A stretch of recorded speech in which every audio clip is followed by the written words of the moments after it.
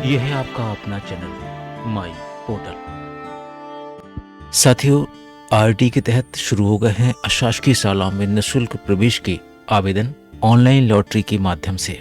Online lottery के लिए आवेदन कैसे होगा, किस तरह के निर्देश हैं और क्या तिथियां निर्धारित की गई हैं आवेदन करने की, आवेदन के लिए क्या आयु होना चाहिए, आवेदन करने के लिए किस किस तरह के दस्तावेजों की आवश्यकता होगी, कौन कौन कर सकता है आवेदन और कैसे होगा दस्तावेजों का सत्यापन, इस तरह के कुछ और प्रश्नों के साथ आज हम आपको बताने वाले हैं राज्य शिक्षा केंद्र के आदेश, जिसके तहत विस्तृत दिशा निर्देश ऑनलाइन लॉटरी के लिए जारी हुए हैं।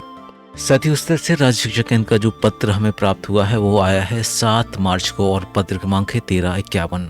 इस पत्र में ऑनलाइन लॉटरी के संबंध में विस्तृत दिशा निर्देश जारी किए गए हैं। आइए हम आपको ये सारे निर्देश क्रम से आप सभी को बताते हैं। पत्र में लिखा हुआ है कि प्रवेश में इच्छुक आवेदक अपना समग्र आईडी एवं आधार नंबर दर्ज कर आधार सत्यापन कर अपने ग्राम, वार्ड, पड़ोस और विस्तारित पड़ोस के प्राइवेट स्कूलों में कक्षावार प्रदर्शित आरक्षित सीटों में निःशुल्क प्रवेश हेतु पोर्टल पर ऑनलाइन आवेदन दर्ज कर सकेंगे। आवेदन के पश्चात निर्धारित तिथि एवं निर्धारित सत्यापन केंद्र में मूल दस्तावेजों के साथ सत्यापन कराया जाना अनिवार्य है। सत्यापन उपरांत पात्र पाए गए आवेदकों से अशासकीय स्कूलों में शिक्षा का अधिकार अधिनियम के तहत रिक्त सीटों पर आवंटन आवेदक की पात्रता अनुसार एवं आवेदक द्वारा प्रदत्त विकल्पों के आधार पर ऑनलाइन लॉटरी के माध्यम से किया जाएगा। अब आगे हम और विस्तार से चलते हैं। चलिए सबसे पहले बात कर लेते हैं आवेदन और उसके सत्यापन के लिए जो तिथियां निर्धारित हैं उसके बारे में।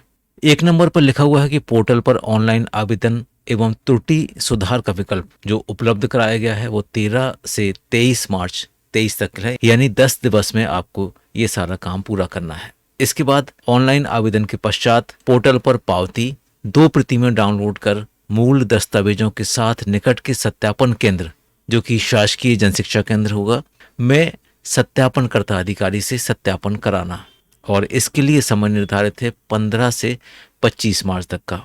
लॉटरी के लिए जो डेट निर्धारित है वो है 28 मार्च की, और इस दिन स्कूलों का आवंटन और इस दिन चयनित आवेदकों को एसएमएस के द्वारा सूचना भी दी जाएगी।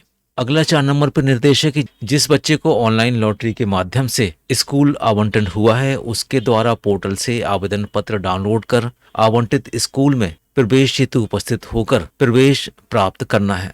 प्रवेश लेते समय ही संबंधित अशासकीय स्कूल के द्वारा मोबाइल ऐप के माध्यम से एडमिशन रिपोर्टिंग दर्ज करना अनिवार्य है। संबंधित अशासकीय स्कूल द्वारा एडमिशन रिपोर्टिंग करने पर पोर्टल के द्वारा आवेदक के पंजीकृत मोबाइल पर एसएमएस के माध्यम से पुष्टि करना, और इसके लिए समय दिया है 31 मार्च से 10 अप्रैल तक का।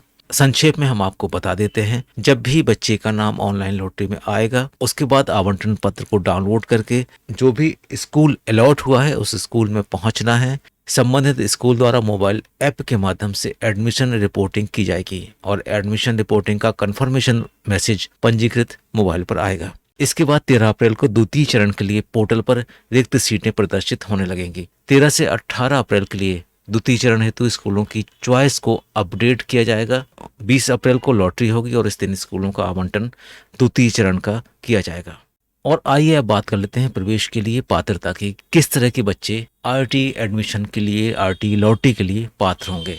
पहला, वंचित समूह के बच्चे जो कि अनुसूचित जाति, अनुसूचित जनजाति, वन भूमि के पट्टाधारी परिवार, विमुक्त जाति या निःशक्त बच्चे और HIV ग्रस्त बच्चे। इसके बाद कमजोर वर्ग के बच्चे, गरीबी रेखा के नीचे रहने वाले परिवार के बच्चे, अनाथ बच्चे या कोविड-19 से माता पिता या अभिभावक की मृत्यु के कारण अनाथ हुए बच्चों की शिक्षा, खाद्य सुरक्षा के लिए मुख्यमंत्री कोविड-19 बाल कल्याण योजना की हितग्राही। अब हम बात कर लेते हैं प्रवेश के लिए किस तरह के दस्तावेजों की आवश्यकता होगी। वंचित समूह और कमजोर वर्ग का प्रमाण पत्र। कमजोर वर्ग का प्रमाण पत्र, कमजोर वर्ग से आशय क्या है ये भी संक्षिप्त में हम आपको बता देते हैं। कमजोर वर्ग में गरीबी रेखा के नीचे जीवन यापन करने वाले परिवार शामिल हैं, अतः पालक अभिभावक के नाम जारी वर्तमान में वैध BPL कार्ड, अंत्योदय कार्ड बच्चों के प्रवेश के लिए मान्य होगा। यदि दस्तावेज संयुक्त परिवार के मुखिया के नाम है तो यह दस्तावेज मान्य होगा। यहाँ एक महत्वपूर्ण बिंदु है, इसको भी आप सुन लीजिए। यह कार्ड जिस जिले का बना है केवल उसी जिले में प्रवेश आवेदन हेतु मान्य होगा। इसके बाद अगला बिंदु है शासन द्वारा अनाथ बच्चों को भी कमजोर वर्ग की श्रेणी में मान्य किया गया है। इनके लिए जिला कार्यक्रम अधिकारी महिला बाल विकास द्वारा जारी प्रमाण पत्र भी मान्य होगा। इसके साथ ही निवास प्रमाण पत्र की भी आवश्यकता होगी और इसमें लिखा हुआ है कि ग्राम अथवा वार्ड पड़ोस या पड़ोस की विस्तारित सीमा का निवासी होने के लिए बच्चों के पालक अभिभावक के निम्नलिखित में से दस्तावेज मान्य होंगे। पहला, मतदाता परिचय पत्र। दूसरा, राशन कार्ड या पात्रता पर्ची या समग्र पर्ची। तीसरा, ग्रामीण क्षेत्र का जॉब कार्ड। पासपोर्ट या ड्राइविंग लाइसेंस या बिजली बिल या पानी बिल या कोई अन्य शासकीय दस्तावेज जिसमें बच्चों के पालक अभिभावक के निवास का पता अंकित हो। इसके साथ साथ एक निर्देश और है कि यदि पालक अभिभावक संयुक्त परिवार का सदस्य है तो परिवार के मुखिया के नाम के शासकीय दस्तावेज मान्य होंगे। अब हम बात कर लेते हैं उम्र के संबंध में प्रमाण पत्र की, और इसमें नर्सरी, KG1 और KG2 कक्षाओं के लिए न्यूनतम आयु 3 से 5 वर्ष होना आवश्यक है और कक्षा 1 में प्रवेश के लिए न्यूनतम आयु 5 वर्ष से अधिक और 7 वर्ष होना चाहिए। और आयु की गणना के संबंध में जो निर्देश है हम आपको वो भी बता देते हैं। आयु के संबंध में मूल प्रति से मिलान न करने की स्थिति में अथवा मूल प्रति प्रस्तुत न करने की स्थिति में अपात्र माना जाएगा। सत्र 23-24 के प्रवेश हेतु आवेदक की आयु की गणना 17 अप्रैल 23 की स्थिति में की जाएगी। अब जन्मतिथि के मिलान के संबंध में जो दस्तावेज होना चाहिए उसके बारे में भी कुछ बात कर लेते हैं। सक्षम अधिकारी द्वारा जारी जन्म प्रमाण पत्र, और जहां पर जन्म प्रमाण पत्र उपलब्ध ना हो वहां पर अस्पताल सहायक नर्स या ANM का रजिस्टर्ड रिकॉर्ड, आंगनबाड़ी का रिकॉर्ड या पालक या अभिभावक द्वारा बच्चे का आयु का स्वयं घोषणा पत्र। आगे लिखा हुआ है कि बशर्ते बच्चे के पालक या अभिभावक को बच्चे की जन्म तिथि के सत्यापन का प्रमाण पत्र क्षेत्र के स्थानीय प्राधिकारी, नगरीय स्थानीय निकाय या पंचायत जहां भी वह रहता है या रहती है के निर्वाचित किसी प्रतिनिधि के हस्ताक्षर से प्रवेश के 6 माह के भीतर प्रस्तुत करना होगा। अब बात करते हैं ऑनलाइन आवेदन की प्रक्रिया के संबंध में। यहाँ पर बहुत स्पष्ट लिखा हुआ है कि निःशुल्क प्रवेश आवेदन केवल ऑनलाइन ही दर्ज होंगे, ऑफलाइन कोई आवेदन मान्य नहीं होंगे। अतः आवेदक द्वारा किसी भी कार्यालय अथवा प्राइवेट स्कूल में आवेदन की हार्ड कॉपी जमा नहीं की जाए। आवेदक पोर्टल पर अपना आवेदन स्वयं ही दर्ज कर सकते हैं। पत्र में लिखा हुआ है कि आवेदन पत्र का प्रारूप RT पोर्टल पर भी उपलब्ध है, जिसे किसी भी व्यक्ति द्वारा बगैर किसी पासवर्ड या बगैर शुल्क के डाउनलोड किया जा सकता है। और अगला 4.2 पॉइंट पत्र में लिखा हुआ है कि आवेदक निःशुल्क प्रवेश हेतु अपना आवेदन पत्र पोर्टल पर, जिसकी लिंक rtportal.mp.gov.in है, पर केवल ऑनलाइन ही दर्ज करें। एक आवेदक केवल एक ही ऑनलाइन आवेदन करेगा। ऑनलाइन आवेदन में कम से कम 3 स्कूलों को विकल्प के रूप में दर्ज करना होगा एवं अधिकतम 10 स्कूल का चयन किया जा सकता है। यदि किसी आवेदक के स्वयं के ग्राम, वार्ड, पड़ोस अथवा विस्तारित पड़ोस में 3 से कम अशासकीय स्कूल हैं तो 3 से कम स्कूल आवेदन में दर्ज करने की छूट रहेगी। पत्र का अगला बिंदु कुछ इस तरह से है। आवेदक द्वारा आवेदन में स्कूलों के नाम प्राथमिकता क्रम में दर्ज किए जाएंगे। स्कूलों का चयन करते समय आवेदक अपनी प्राथमिकता को भली भांति सुनिश्चित करने के उपरांत ही अपना आवेदन पोर्टल पर लॉग करें। आवेदन करते समय यह ध्यान रखा जाए कि आवेदक अपने ग्राम, वार्ड के स्कूलों को प्राथमिकता प्रदान करे। इसके पश्चात पड़ोस एवं अंतिम विकल्प के रूप में विस्तारित पड़ोस के स्कूलों का चयन करें, क्योंकि विस्तारित पड़ोस में स्थित स्कूलों के आवंटन के चांस न्यून होते हैं। बिंदु क्रमांक 4.4 कुछ इस तरह से है कि यदि किसी पालक का एक बच्चा किसी अशासकीय स्कूल में शिक्षा का अधिकार अधिनियम के तहत निःशुल्क अध्ययनरत है एवं उस पालक के द्वारा अपने दूसरे बच्चे का उसी अशासकीय स्कूल में निःशुल्क प्रवेश हेतु प्राथमिकता देते हुए आवेदन किया जाता है, ऐसी स्थिति में पालक के लिए पूर्व में अध्ययनरत बच्चे की स्कूल में प्रवेश हेतु प्राथमिकता का विकल्प ऑनलाइन लॉटरी की प्रक्रिया में रहेगा। ऑनलाइन आवेदन में आवेदक ध्यान पूर्वक ही स्कूलों का प्राथमिकता क्रम दर्ज करें। 4.5 आवेदन फॉर्म के साथ आरक्षित कोटा से संबंधित दस्तावेज स्कैन कर पोर्टल पर अपलोड किया जाना अनिवार्य है। आवेदक सुनिश्चित करें कि दर्ज की जा रही जानकारी संपूर्ण रूप से सही हो, जिस पर प्रमाण पत्र के आधार पर प्रवेश हेतु आवेदन किया जा रहा है वह पूर्णतः सत्य एवं सक्षम अधिकारी द्वारा जारी हो। ऑनलाइन आवेदन पश्चात दस्तावेजों के परीक्षण के समय मूल दस्तावेज उपलब्ध कराना होंगे। दर्ज जानकारी तथा मूल दस्तावेजों में अंतर पाए जाने पर अपात्र किया जाएगा। ऑनलाइन आवेदन के पश्चात यदि कोई आवेदक निर्धारित तिथि के अंदर सत्यापन केंद्र पर जाकर सत्यापन नहीं कराता है तो उसका आवेदन स्वतः निरस्त हो जाएगा एवं ऑनलाइन लॉटरी की प्रक्रिया में सम्मिलित नहीं हो सकेगा। बिंदु क्रमांक 4.8 4.8 आवेदक की यह जिम्मेदारी होगी कि आवेदन देने के पहले यह पुष्टि कर लें कि उसे प्रवेश की पात्रता है, अर्थात वह वंचित समूह कमजोर वर्ग की श्रेणी का है और वह संबंधित स्कूल के ग्राम वार्ड अथवा परिभाषित पड़ोस अथवा पड़ोस की विस्तारित सीमा के अंतर्गत निवासरत है। आवेदक द्वारा पोर्टल पर किए गए आवेदन की पोर्टल से जनरेटेड पावती को अपने पास सुरक्षित रखा जाए। सत्यापन केंद्र पर सत्यापन के समय यह आवेदन पावती होना अनिवार्य है। यदि कोई आवेदक पूर्व से ही निःशुल्क एवं अनिवार्य बाल शिक्षा अधिकार अधिनियम के तहत किसी अशासकीय स्कूल में निःशुल्क अध्ययनरत है तो वह ऑनलाइन आवेदन करने हेतु अपात्र होगा। चलिए अब हम बात कर लेते हैं ऑनलाइन आवेदन करने के बाद पंजीकृत बच्चों का मूल दस्तावेजों से कैसे सत्यापन होगा। इसका पहला बिंदु है ऑनलाइन आवेदन करने के पश्चात पालक द्वारा आरटीई पोर्टल से आवेदन की पावती तथा सत्यापन प्रपत्र डाउनलोड किया जाएगा। इसकी 2 प्रति में प्रिंट निकालकर निर्धारित स्थल पर सत्यापन की अवधि तक आवेदन पत्र में अंकित जानकारी के अनुसार मूल दस्तावेज, फोटो, सत्यापन प्रपत्र तथा आवेदन प्राप्ति की ऑनलाइन पावती सहित सत्यापन केंद्र पर जाकर माता पिता या अभिभावक द्वारा सत्यापन कराया जाना अनिवार्य है। मूल जन्म प्रमाण पत्र, आरक्षित कोटा प्रमाण पत्र, मूल निवास प्रमाण पत्र लेकर जाना अनिवार्य है।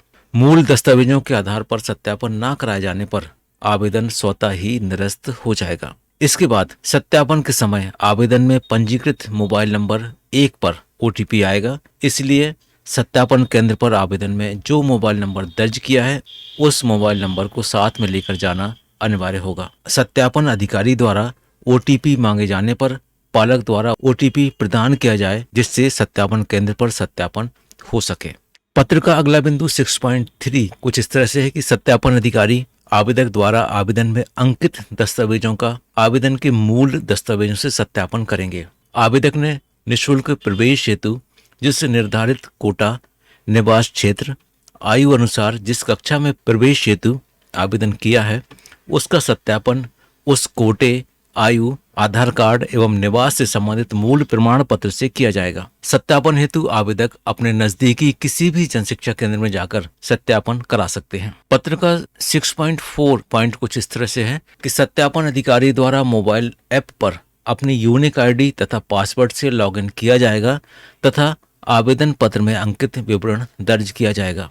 सत्यापन केंद्र पर जाने के पहले सत्यापन अधिकारी द्वारा मोबाइल ऐप को लॉगिन करके देख लें। यदि ऐप पर लॉगिन नहीं हो रहा है तो अपना पासवर्ड रीसेट कर लें। यदि मोबाइल नंबर बदल गया है तो मोबाइल नंबर को जिला शिक्षा केंद्र के माध्यम से अपडेट करा लें। मोबाइल ऐप से ही सत्यापन दर्ज किया जाएगा। यदि सत्यापन पंजीयन नहीं किया जाता है तो संबंधित सत्यापन अधिकारी व्यक्तिशः इसके जिम्मेदार होंगे।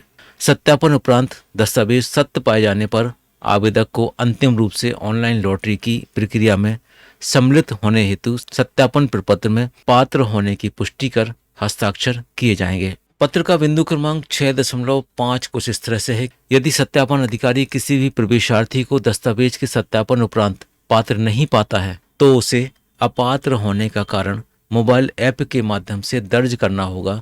साथ ही निर्धारित प्रपत्र में भी कारण दर्ज किया जाएगा।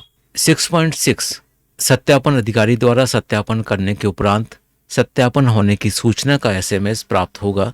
यह सुनिश्चित कर लें कि एसएमएस प्राप्त हो गया है। सत्यापनकर्ता अधिकारी द्वारा सत्यापन प्रपत्र की एक प्रति में हस्ताक्षर करके बीआरसीसी कार्यालय में रिकॉर्ड के रूप में प्रदान किया जाना अनिवार्य है। इस अभिलेख को संबंधित बच्चे के रिकॉर्ड के रूप में बीआरसीसी कार्यालय में सुरक्षित रखी जाएगी। अब पत्र के बिंदु क्रमांक 7 में ये बताया गया है कि सफलतापूर्वक सत्यापन होने के उपरांत किस तरह से प्रक्रिया में शामिल हो पाएंगे। और यहाँ पर लिखा हुआ है कि सत्यापन उपरांत पात्र पाए गए आवेदकों को ही ऑनलाइन लॉटरी प्रक्रिया में सम्मिलित किया जाएगा। अतः आवेदन करने के पश्चात सत्यापन कराने अवश्य जाएं, अन्यथा आवेदन निरस्त हो जाएगा। केंद्रीकृत रैंडमाइजेशन पारदर्शी तरीके से ऑनलाइन लॉटरी के माध्यम से छात्रों को चयनित अशासकीय स्कूल का आवंटन होगा। सीट आवंटन के लिए प्रथम प्राथमिकता ग्रामीण क्षेत्र होने पर उसी ग्राम तथा शहरी क्षेत्र में उसी वार्ड के बच्चों की होगी। इसी प्रकार उसी ग्राम वार्ड के बच्चों के प्रवेश के उपरांत यदि सीटें रिक्त रह जाती हैं तो पड़ोस की सीमा में निवासरत बच्चों को प्रवेश की पात्रता होगी। यदि इसके उपरांत भी सीटें रिक्त रह जाती हैं तो विस्तारित पड़ोस की सीमा के आवेदक को प्रवेश की पात्रता होगी। साथियों, पत्र के बिंदु क्रमांक 9 में लिखा हुआ है कि लॉटरी में स्कूल आवंटन के उपरांत प्राइवेट स्कूल में जाकर किस तरह की रिपोर्टिंग आपको करना है। इसका पहला बिंदु है कि ऑनलाइन लॉटरी के माध्यम से चयनित बच्चे का समय सीमा में आवंटन पत्र की प्रति, आरटीई कोटा का प्रमाण पत्र, जन्म का प्रमाण पत्र, निवास का प्रमाण पत्र, आवेदन में दर्ज 2 पासपोर्ट फोटोग्राफ लेकर उनको आवंटित स्कूल में उपस्थित होना होगा। बच्चे के उपस्थित होने पर उसी दिवस स्कूल द्वारा अपने यूजर नेम और पासवर्ड से बच्चे के मोबाइल ऐप से फोटो लेकर एडमिशन रिपोर्टिंग की जाएगी। इसके पश्चात आवेदक के पास ओटीपी आएगा। आवेदक के द्वारा ओटीपी की पुष्टि करने पर प्रवेश मान्य होगा। जिन बच्चों को निर्धारित समयावधि में एडमिशन रिपोर्टिंग संबंधित अशासकीय स्कूल द्वारा की जाती है उनका ही प्रवेश मान्य होगा।